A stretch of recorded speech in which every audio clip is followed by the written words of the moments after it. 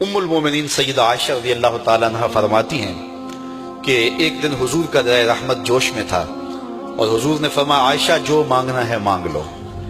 میں نے عرض کی یا رسول اللہ اگر آپ اجازت دیں تو میں اپنے باپ حضرت ابو بکر صدیق رضی اللہ تعالیٰ عنہ سے مشورہ نہ کر لوں کہ میں نے کیا مانگنا ہے؟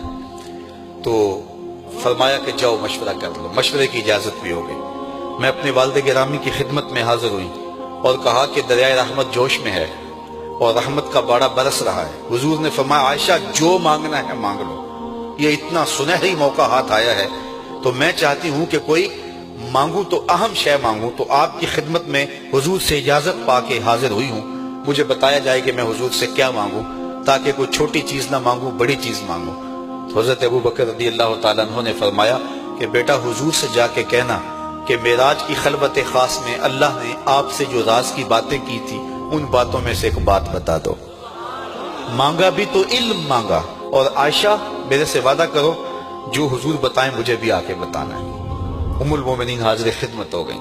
حضور نے پوچھا عائشہ مشورہ ہو گیا؟ کہا جی حضور ہو گیا۔ کہا مانگو کیا مانگتی ہو؟ کہا حضور معراج کی خلوت خاص میں جب اللہ کے حضور حاضر ہوئے رب نے آپ سے راز کی باتیں کی تو ان باتوں میں سے ایک بات بتا دیں۔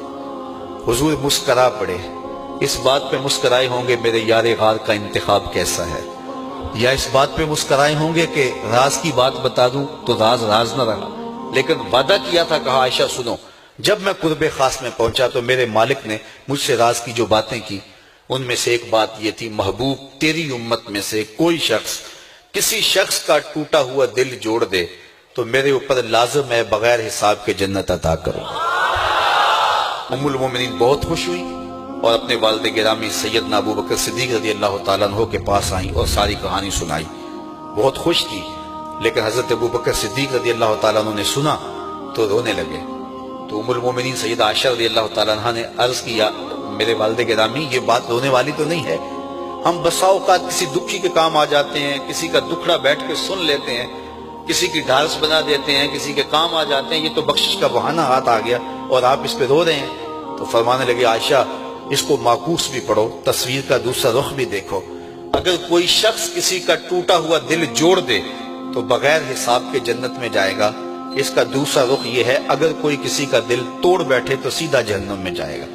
میں اس بات پہ رو رہا ہوں کہ ہم سے کسی کا دل نہ ٹوٹ گیا ہو۔